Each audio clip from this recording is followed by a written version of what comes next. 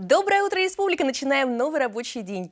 Самое главное, последний рабочий день этой недели. Да, впереди шикарные летние выходные, ну а у нас, как всегда, куча полезных советов, прекрасные пятничные гости, потому что самые позитивные и самые интересные информации. Все только у нас. Но если вы хотите каждый день с утра до вечера быть в курсе последних новостей, то подписывайтесь на наш телеграм-канал. Скоро увидите QR-код на экране, переходите, и вы будете всегда рядышком с нами. А это значит, что мы будем на одной волне делиться хорошим настроением. Но чтобы настроение было совсем шикарным, порадуюсь, что с погодой все не так плохо, как кажется на первый взгляд. Итак, в центральных районах сегодня плюс 15, плюс 18, в Заречной группе 15-18 выше 0, в южных плюс 12, плюс 14, в Вилюйской группе 14-18 градусов тепла, в Нижнеленских плюс 17, плюс 18, в западных 15-17 выше 0. В Колымо-Индигирской группе Улусов сегодня 16-20 градусов тепла, в Янских плюс 16, плюс 20.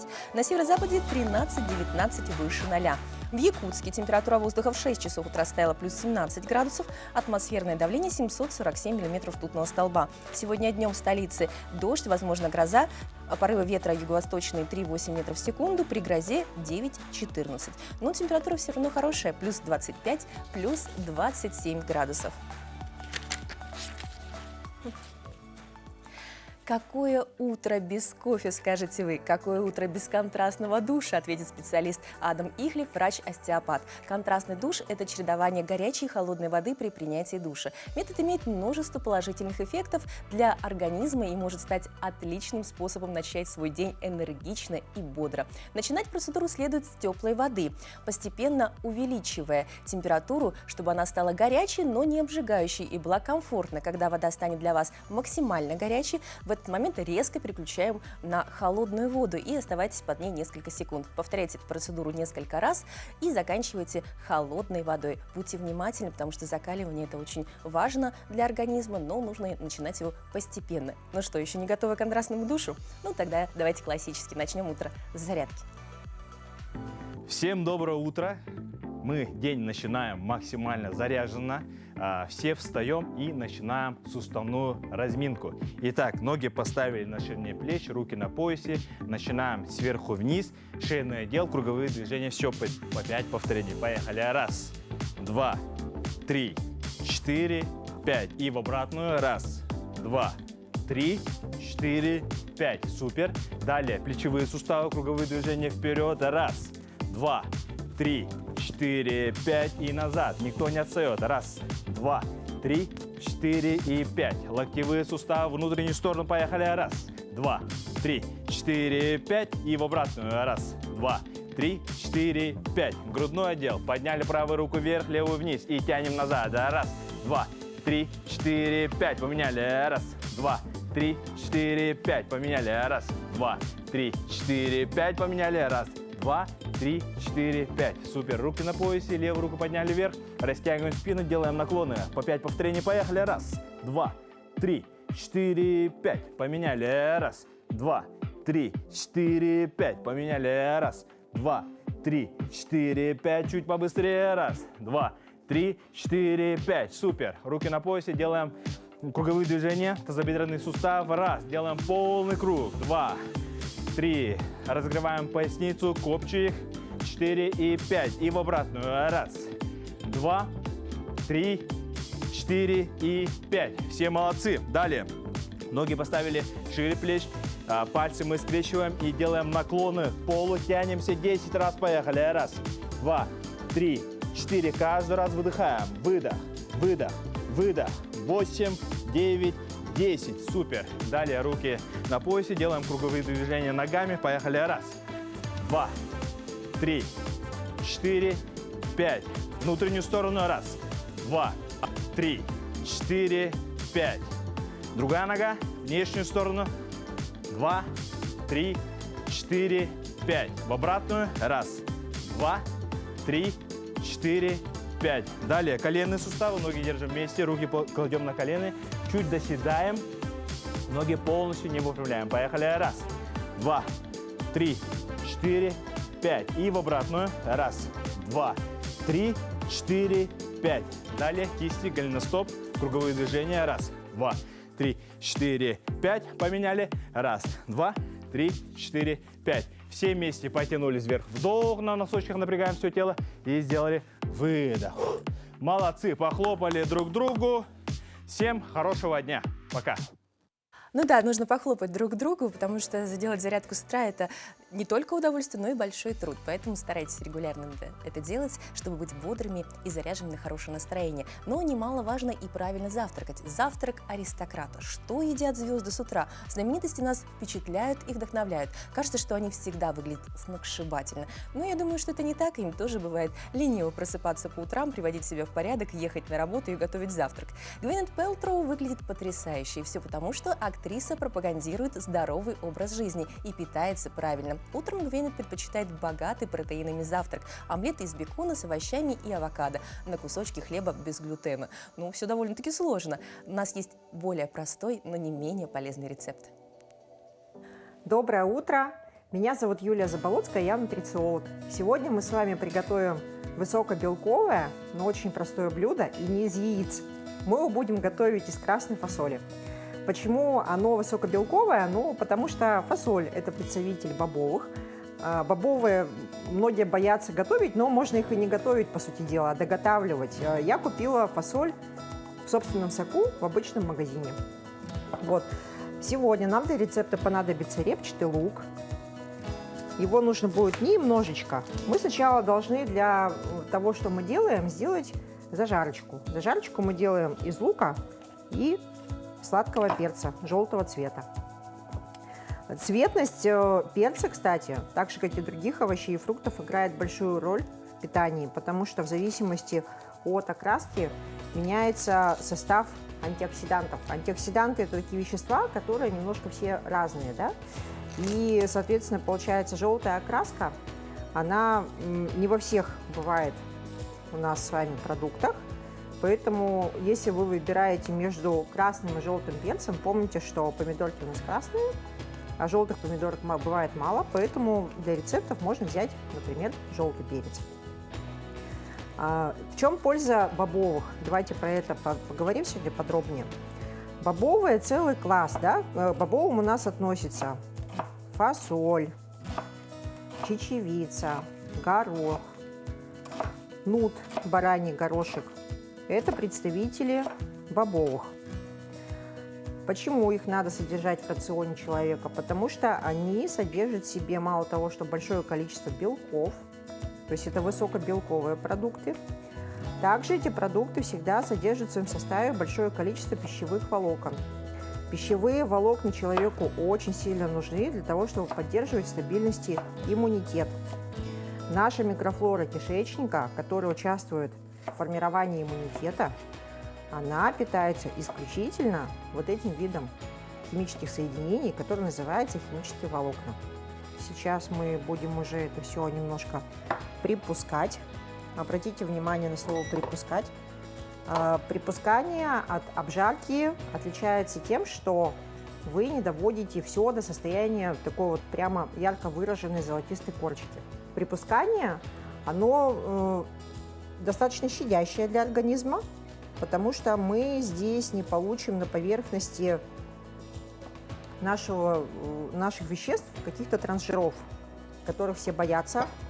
Вообще, на самом деле, припускать овощи это не опасно.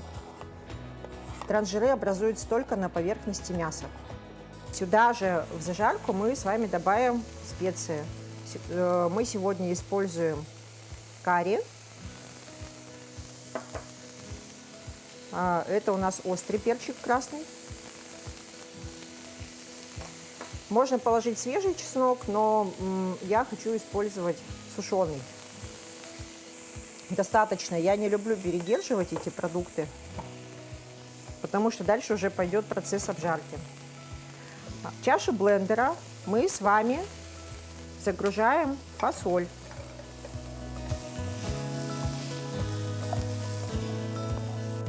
Теперь я скажу, как это блюдо называется.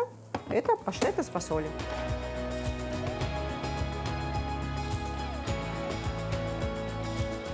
И в конце мы добавляем с вами немножко свежей зелени. Сегодня у нас это будет петрушка и зеленый лучок, собранный с огорода. Добавим тоже сразу сюда в чашу. Просто перемешаем все лопаточкой. Сервировать паштет очень легко. Для этого вам понадобится хлеб или лаваш. Наносим тем слоем, каким хотим. То есть, может погуще намазать. Полноценный завтрак буквально за 5 минут у нас готов.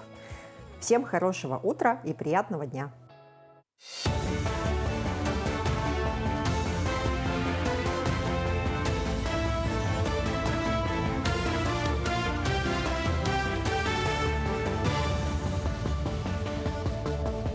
Доброе утро, Якутия. Последние новости к этому часу. В Якутске продолжает свою деятельность трудовой проект «Острог-2024», который включает в себя работу 8 студенческих отрядов по 8 округам с 1 июня по 15 июля. Студотряд работает в 3 сезона. За текущий период им было отремонтировано более 120 квадратных метров тротуарной плитки и 350 кубических метров мусора, включая ликвидацию и вывоз крупных несанкционированных свалок. Ребята, в принципе, молодцы. Отмечаю их довольно-таки очень хорошую, эффективную работу. Скажу, даже не знал бы, что без них бы делали, потому что благодаря им, то есть мы осуществили покраску вазонов, ограждений, уборка, получается, травы сухой, то есть высохшей, то есть это санитарная стрижка сухостоев в общественных пространствах. Помимо этого, то есть это уборка, то есть просто улиц, урны, очистка, то есть была подбор, то есть стихийного мусора, который, то есть валяется. В Якутске продолжает свою работу 4-й республиканский форум «Бизнес. Дело семейное» в рамках Года семьи в России и Года детства в республике. Здесь предприниматели и ведущие бизнесмены смогут обсудить проблемные вопросы и формировать предложения по их решению, а также делиться идеями и опытом по ведению своего дела. В этом году форум пройдет до 12 июля на теплоходе «Демьян-Бедный». 2 дня здесь будут происходить семинары, мастер-классы, обучающие игры, много чего, а также подведение конкурса на лучшее семейное предприятие Якутии и подведение конкурса «Лучший экспортер года». С каждым годом количество участников увеличивается, количество мер поддержки увеличится. Сегодня с торгово-промышленной палатой, совместно с Центром «Мой бизнес» сегодня мы видим это мероприятие. Но нужно сказать то, что благодаря деловым объединениям сегодня формируется государственная политика в сфере малого бизнеса. Это налоговые преференции. И сегодня мы будем в течение 2 дней обсуждать, какие меры поддержки нужно проводить. Саха-театр презентует новую постановку, основанную на исторических фактах «Мазар и путь к царю». Пьеса написана современным драматургом Утумом Захаровым по монографии ученого и историка Андриана Борисова. Над постановкой работал режиссер Сергей Потапов. Художником по свету выступил приглашенный специалист Сергей Гаевой из Красноярска. В 17 веке была проложена тропа, ведущая к могучей России. В долгий путь направились видные князья того времени: внук Тыгына Дархана Мазар Базеков, из намцев Нохто, а из мегинцев князь Тирек. Этим спектаклем Саха-театр закроет 118-й сезон. Я пригласил Сергея Потапов. Мы работали уже с ним. Это уже 3-я наша постановка с ним в национальных театрах. Это 3-я постановка в этом сезоне у меня. До этого был Хакасский театр, Башкирский, Гафури и якутский Саха-театр. Но я, наверное, никогда, работая в национальных театрах, настолько не погружался в культуру народа. Это потому что мы работаем над исторической пьесой. Как связана финансовая грамотность с родословной? Как соединить духовное и материальное? Нам расскажет наш гость Олег Егомин, финансовый советник, эксперт по семейным историям, автор проекта «Своя династия». Олег Владимирович, доброе утро. Доброе утро. «Своя династия» звучит очень значительно. А что удалось сделать на этот момент и с чего вообще все началось? Вообще я работал в банковской сфере и занимаюсь именно консультацией по управлению личными финансами, составлению личных финансовых планов и по инвестиционным портфелям. И также увлекаюсь родословием. Началось все с того, что я увидел древо рода, составленное от руки, и в 2018 году у меня дядя попросил это древо перенести в электронный вид. Я долго выбирал программу, подключил к этому делу своих родственников, и мы начали вместе заполнять генеалогическое древо. А все это было приурочено к юбилею нашего отца, дедушки, прадедушки Егомина Иннокентия Иннокентьевича. И вот в торжественной обстановке мы распечатали это древо и прямо в ресторане во время юбилея ему подарили. И, конечно, это вызвало такой большой интерес и ажиотаж у наших родственников. Как удалось составить древо? То есть достаточно трудоемкая работа, чтобы вспомнить бабушек, дедушек и дальше про бабушек пройти. До какого колена вам это удалось восстановить? Ну, сейчас это до 7-го колена, да, наше древо составлено. И, конечно, очень большую работу сделали наши предки вот в 70-х, 80-х годах, сделав его от руки. То есть они об этом позаботились. Мы же, конечно, подключили сейчас новых наших знакомых, да, и самое сложное, да, это нести все на своих плечах, все самому. Вот у нас идет Да. на экране, я так понимаю, это герб семьи. Да, в данном случае, да, мы уже сделали эмблему, герб нашей семьи, и это сделали как раз к нашему празднику ЭСЭХ родных. Мгм. А каким образом разрабатывался герб? То есть почему составные части имеют разные изображения? Мы видим здесь книгу, солнце, да, по-моему? Да, это все сделано для того, чтобы как раз подчеркнуть нашу национальную культуру. Там именно в виде круглого щита это все сделано, да. Есть Ал-Лукмас, солнце, да, книга, как именно ценность знаний, да, о своей истории рода. Вот, и подснежники наши, да, якутские. Вот, и это все сделано для того, чтобы как раз объединить наш род, да, и заложить вот в эту эмблему, в этот герб смыслы. То есть в этом году прошел ИСЭХ вашего рода. Да. Очень интересно. Я думаю, вы, смотрю, вы не пришли не одни. Вероника, тоже доброе утро. Огляделась, посмотрела. Интересно. Мы рады. Скажи, Вероника, вот тебе что запомнилось на ИСЭХе больше всего? И Мне больше всего запомнилось на ИСЭХе это всякие соревнования, например, как по прыжкам, по бегу, по перетягиванию палки. Мы еще прыгали на батуте и там познакомились со своими братьями и сестрами. часто удается собираться с братьями и сестрами? Ну, не знаю. Не так часто, но поэтому было очень интересно. Да. Здорово. Как родные поддерживают вашу инициативу? Удалось ли... Вот я даже смотрю, есть целая книга, да? Можно о ней рассказать подробнее. Вот она очень интересная, очень красивая, очень хорошее качество печати. Здесь, я так понимаю, фотографии семьи, да? Да, наших предков, как раз моего прадеда, получается. И, конечно же, одному это сделать невозможно. И вся наша семья, она поддерживает этот проект. И у нас созданы группы как в WhatsApp, так и да, в Телеграме. То есть там уже более 50 человек. И, конечно же, каждый, вот написав эту книгу, каждый оставил о себе свой след, свою историю. И дополнительно в эту книгу по QR-кодам мы внесли как презентации, так и различные видео, да, с торжеств «Генеалогическое древо». То есть эта книга, она имеет такой интерактивный формат. И каждый родственник, он написал свою историю и плюс поделился своими материалами. И вообще это все вот вылилось в проект, который мы назвали «Мир», или сокращенно «Моя история рода», вот по названию книги. И, конечно же, мы его продолжаем, и вот нынче сделали праздник ИСЭХ. Вот, ИСЭХ родных, приуроченный к году семьи. Ну а какую пользу для себя, для окружающих, вы считаете, приносит знание истории своего рода? Ну, во-первых, в первую очередь это духовная польза, да, потому что когда ты понимаешь, что твоя семья это там не 5-7 человек, да, а целых 50-60 человек, уже чувствуешь себя намного увереннее. И где бы ты ни жил, да, вот в любой точке мира, ты понимаешь, что у тебя есть та социальная группа, с которой ты поддерживаешь очень хорошие теплые отношения.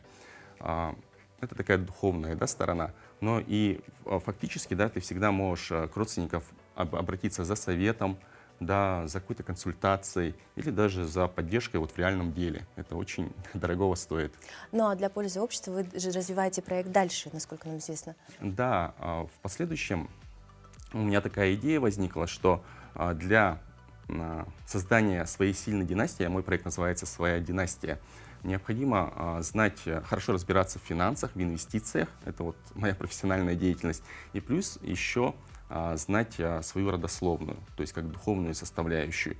Именно в управлении личными финансами, плюс знание своей родословной, вот можно создать свою династию и выйти за пределы своей собственной жизни, то есть создать свое наследие. Очень интересно. С чего вы рекомендуете всем начать? Ну, прежде всего, да, начать с составления генеалогического древа. Нужно выбрать такую программу, где можно работать одновременно вместе с родственниками. Программ достаточно большое количество, но это вот самый важный пункт, потому что, ну, в любом случае, родственники о себе знают больше информации. Начать вот именно составлять по памяти. То, что прямо помнишь, сразу же брать и заполнять. В последующем привлекать родственников к этому делу, то есть предоставлять им доступы. И через некоторое время можно будет увидеть, что древо там разрослось там уже на десятки, а то и даже сотни персон. Вот. В последующем, конечно же, стоит взять интервью у старейшин рода. Обязательно его записать на видео, на диктофон. И здесь можно будет узнать очень много интересных историй, легенд каких-то, да, и даже записать какие-то такие хорошие семейные рецепты, чтобы передать их в последующем поколении. Ну и следующим этапом, да, это уже обратиться в архивы, начать архивный поиск, чтобы максимально, да, углубиться вот именно в глубину веков и узнать уже историю, откуда произошел род. Ну, очень интересно, как вы привлекаете детей к этому? Вероник, ты уже прочитала книгу, ознакомилась? Ну, не знаю, 5 страниц. Ну, хотя бы, это здорово. Всех родных уже знаешь? Ну, примерно, хотя бы ближайших. Ну, Не всех, но стремишься, ясно. Ну, а другие дети, может, кто-то с проектами участвует активно? Да, мы распечатали генеалогическое древо, вот, повесили у себя в гостиной, и, конечно, ходят, так или иначе, дети интересуются, просто знакомятся визуально. Книга есть, всегда есть возможность открыть, почитать. Мы читали ее вместе, да, после составления. Но у нас с женой в семье 3 дочери, да, и самая младшая, конечно же, она уже вот с этим просто растет и прямо показывает там, знает, где у нас родоначальник, хотя ей всего 1,5 года, сразу показывает наверх, показываем, где наша семья расположена, и просто для нее это вот такой, ну, как-то... Неотъемлемая часть жизни. Да, неотъемлемая часть жизни. Ну и плюс ко всему, конечно же, меня поддерживает хорошо моя супруга. Ну, допустим, составить там герб, эмблему, это большая ее заслуга. Вот где-то идея моя, да, вот именно реализация, да, это ее вот видение, как это сделать. Поэтому, конечно же, это в первую очередь идет из семьи. Спасибо большое за такой интересный рассказ. Ждем с новыми новостями, потому что будет разрастаться и древо, и, я думаю, материалы, которые будут связаны с вашей семьей. Да. Дорогие друзья, на сегодня у нас замечательный день. Сейчас у нас в руках у каждого есть настоящее чудо. Телефон, который заменяет множество устройств, в том числе и фотоаппарат. И здорово, что можно создавать какие-то интересные проекты с ним. Но согласитесь, что самые важные моменты в жизни для нас фиксируют профессионалы. Это наши фотографы. Это люди, которые запечатляют мгновения, ловят какие-то яркие улыбки и те чувства, которые мы испытываем в разные торжественные моменты. С днем фотографа, дорогие друзья! Меня зовут Богдан Долбараев, я фотограф. Я, получается, отучился в Байкальском государственном университете на экономиста. Успел отработать 3 года в банке. Но мне там уже показалось то, что сидеть в офисе, подписывать договора, работать с клиентами, как-то для меня это уже стало слишком скучно. И для интереса я купил себе первую камеру. Такая простая любительская камера была.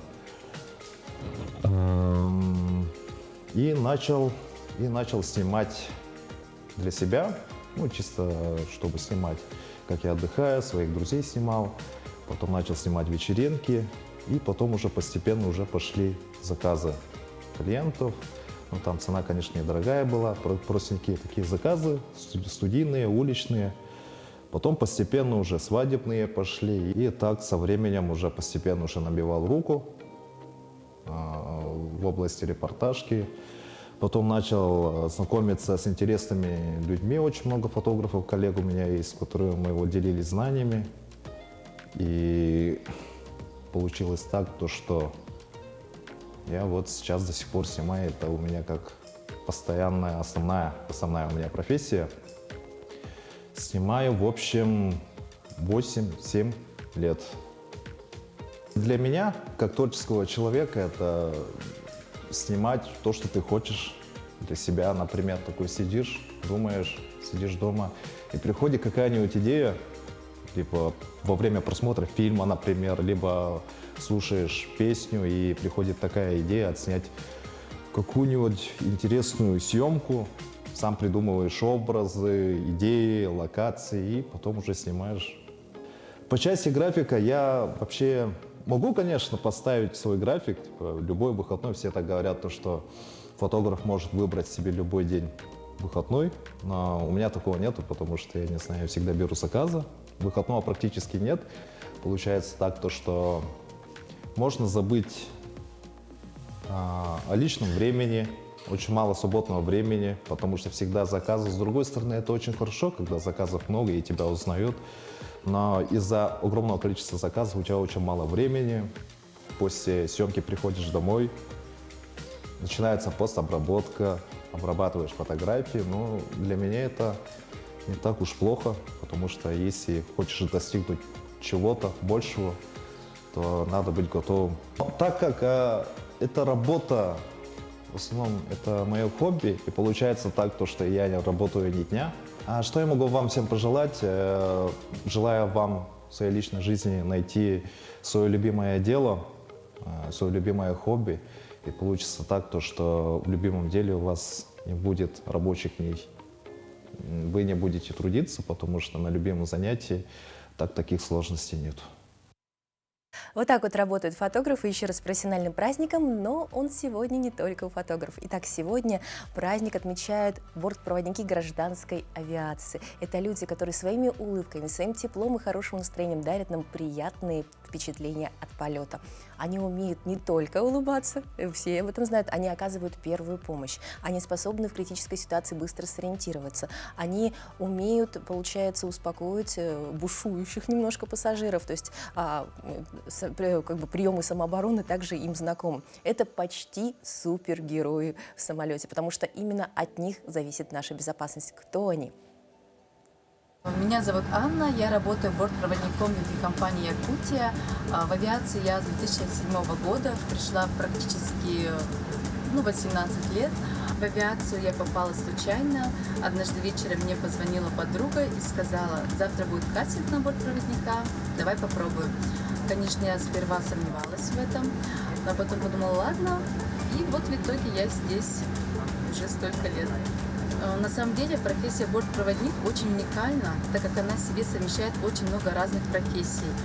И самая главная наша задача – это обеспечить безопасность пассажиров на борту и принимать быстрые, четкие, ясные решения, уметь разрешить конфликт на борту, получается быть коммуникабельным, общительным. И должно быть желание помогать людям. Наш рабочий день начинается очень рано, так как вылеты практически всегда ранние. Приходим на рейс за 1,5 часа до вылета. Начинается с брифинга, где старший бортпроводник распределяет обязанности по номерам. Каждый номер отвечает за свою зону ответственности. После этого мы идем на медстарт, проходим врача, где нам измеряют температуру, пульс и уже допускают на вылет. Наша работа очень интересна, романтична, но в то же время очень сложная и трудная, как эмоционально, так и физически. Поэтому, прежде чем пойти, нужно хорошо подумать, но это того стоит. Хочется сказать, что любая профессия важна, безусловно, но сегодня мы поздравляем бортпроводников и фотографов, потому что эти люди делают нашу жизнь лучше. Ну и переходим к другим датам и событиям.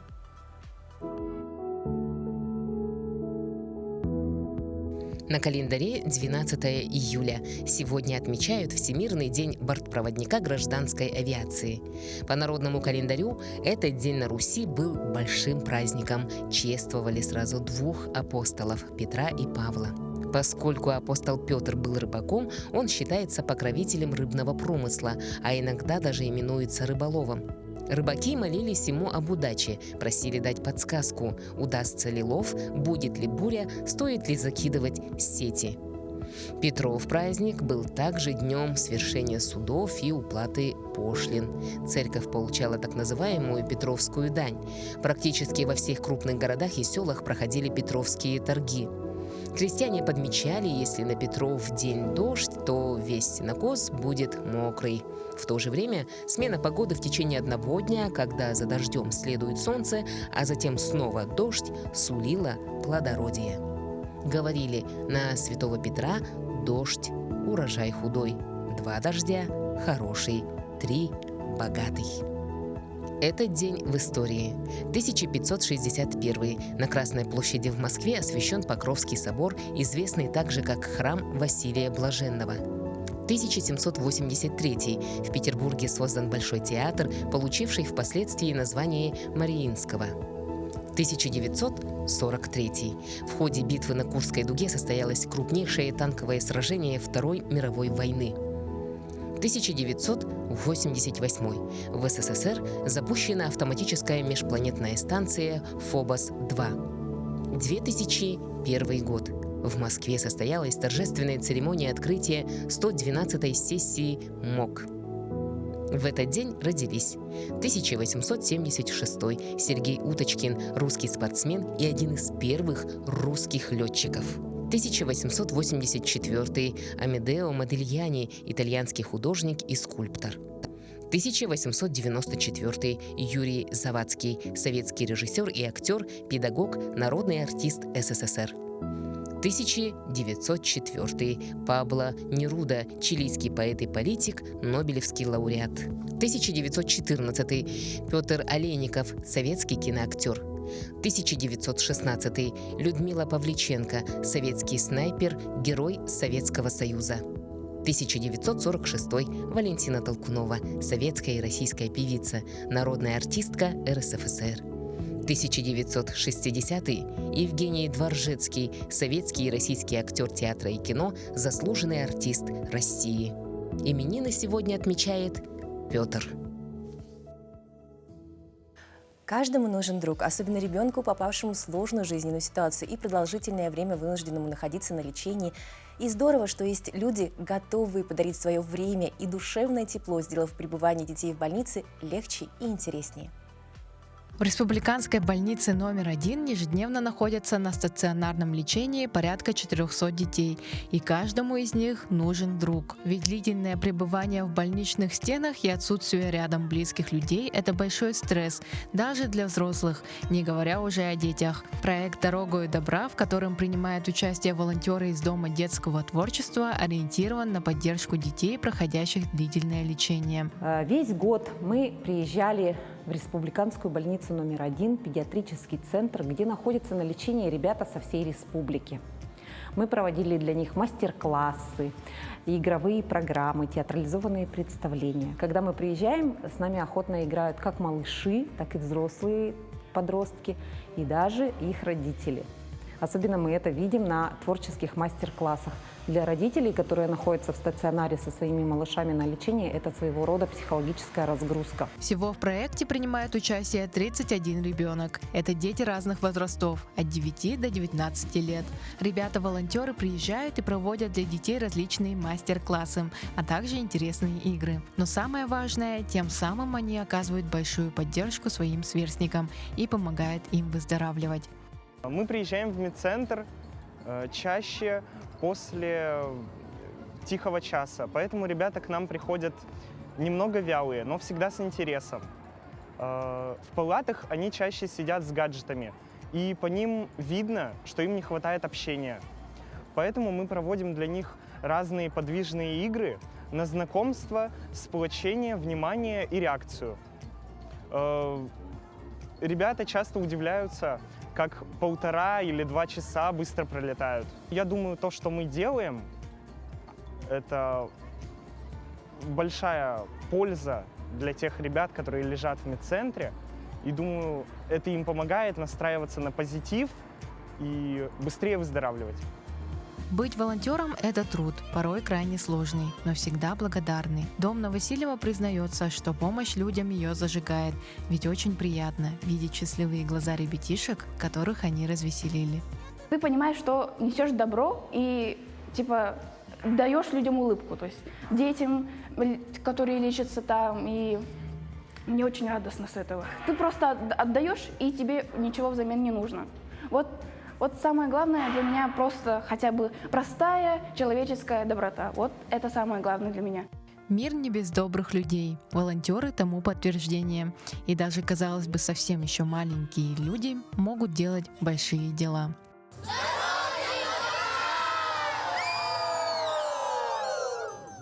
Ну как можно не улыбнуться, смотря на таких счастливых детей? Какие волонтеры молодцы. И я думаю, что каждый может по-своему помочь кому-то, протянуть руку помощи и, конечно, даже стать волонтером. Ну, а хочется отметить, что правда, не проводить время в гаджетах – это очень важно. Например, можно посетить музей. Музей – это не просто хранилище древних артефактов и произведений искусства. Это настоящий портал в историю, в культуру и многое другое. Главное – дойти до музея. А что там увидеть, расскажем прямо сейчас. Картина «На даче» или другое ее название «Около дачи» – одна из известнейших в творчестве Ивана Ивановича Шишкина, написана автором в 1894 году. В этой композиции мы видим, опять же, любимое время суток Ивана Ивановича Шишкина. Это жаркий летний полдень. И художник изображает красивую березовую рощу. В центре же композиции он помещает молодую барышню, девушку в белоснежной блузе и темной юбке, которая аккуратно примостилась на лавочке. В руках у нее розовый зонт. Но этот зонт, конечно же, нужен ей не для того, чтобы укрыться от дождя, а чтобы сберечь нежную девичью кожу от палящего солнца. И среди густых деревьев на заднем плане мы видим небольшой водоем, который добавляет ощущение прохлады и свежести в этот жаркий, знойный день. Высокие березы на переднем плане отбрасывают густые тени. И сама задумавшаяся девушка, погрузившись в мечты, и окружающая природа передают ощущение тишины, спокойствия и слияния с окружающей природой. Интересно, что эта картина была представлена в 1898 году на выставке, которую инициировала Казанская художественная школа. И в экспозиции выставки были представлены не только работы Ивана Ивановича Шишкина, но и других преподавателей Императорской академии художеств. Эта работа и другая «Полянка» так понравились жителям города Казани, что власти города обратились к самому Ивану Ивановичу Шишкину с личным обращением, в котором просили его передать в дар городу эти две работы. И Иван Иванович Шишкин пошел навстречу своим землякам. По печальному стечению обстоятельств 8 марта 1898 года художник отправил в телеграмму, в которой выразил согласие на передачу этих двух произведений в дар городу Казани. И, к сожалению, именно в этот день художник ушел из жизни. И эта картина «На даче», или опять же в другое ее название «Около дачи», по праву считается одной из жемчужин в коллекции Государственного музея изобразительных искусств Республики Татарстан.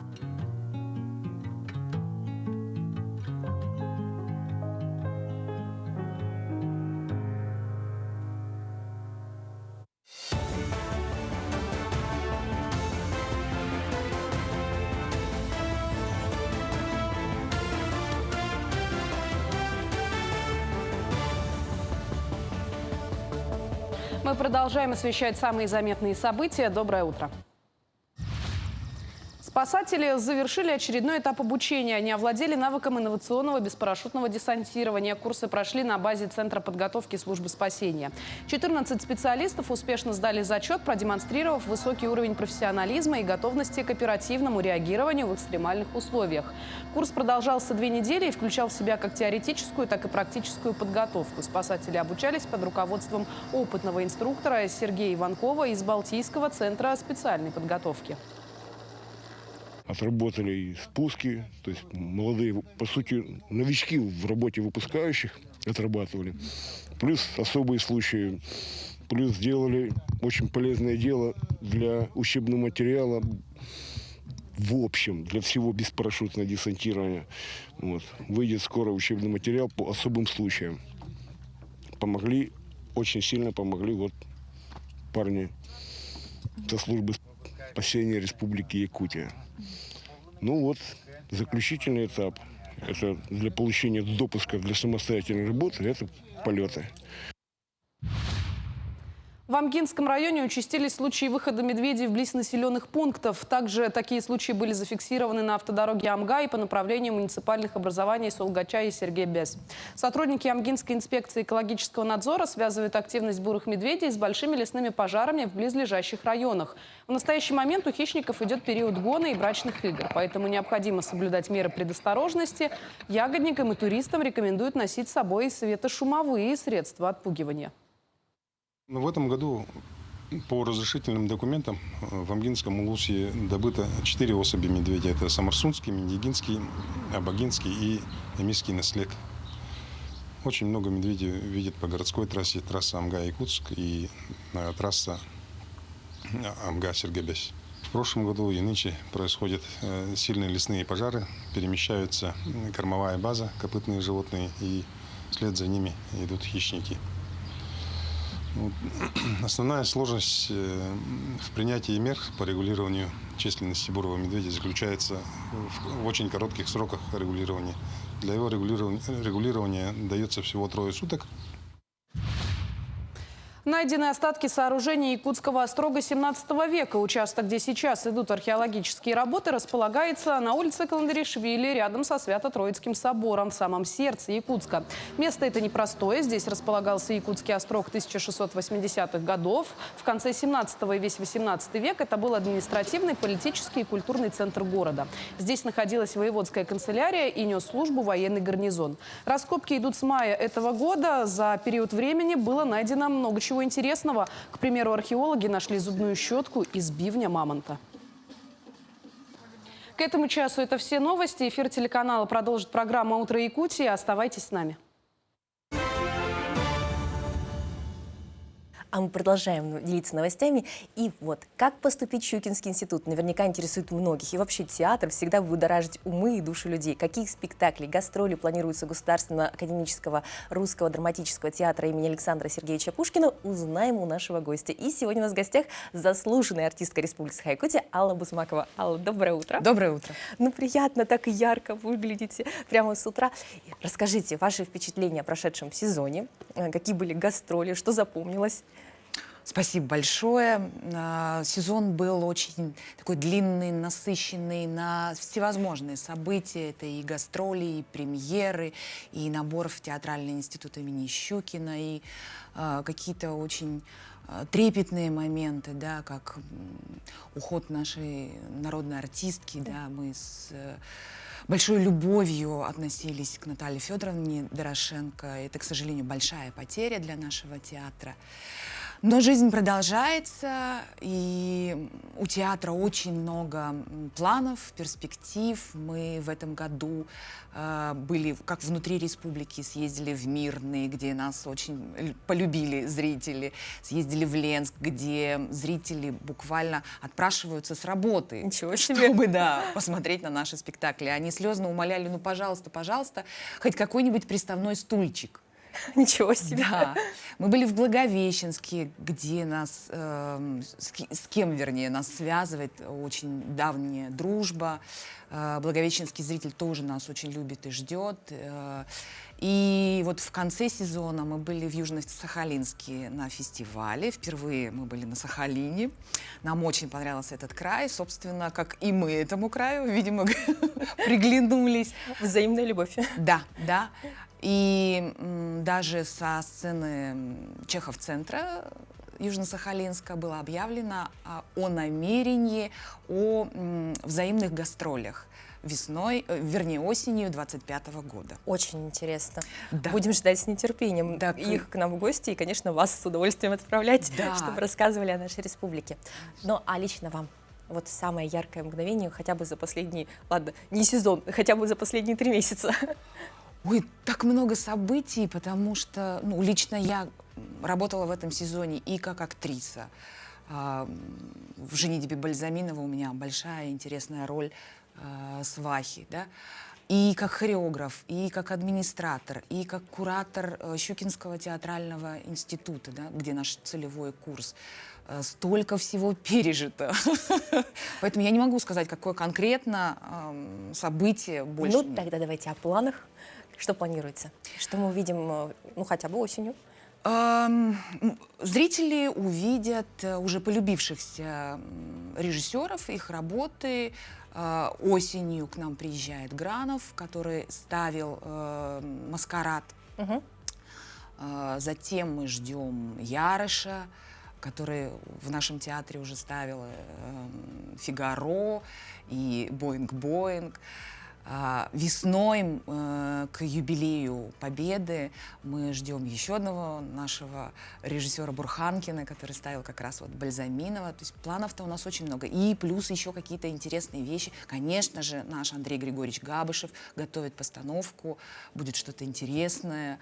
Вы Такой прям загадочный ходит по театру. заинтриговали просто. Пополнение труппы у нас выпустились, да, получается? Да, ребята студенты? выпустились, выпускники Щукинского театрального института, они уже осенью должны вернуться к нам, войти, влиться в труппу, выйти в каких-то спектаклях. Мы с нетерпением ждем. Будет интересно. Да, и вот у нас одна девочка поступила нынче в Щукинский.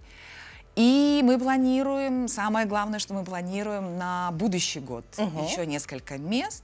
Набираем осенью, уже с сентября начнем работу, театральную студию именно для 11 классов, где мы готовим непосредственно к поступлению в Щукинский театр. А какой-то отбор будет на этот курс?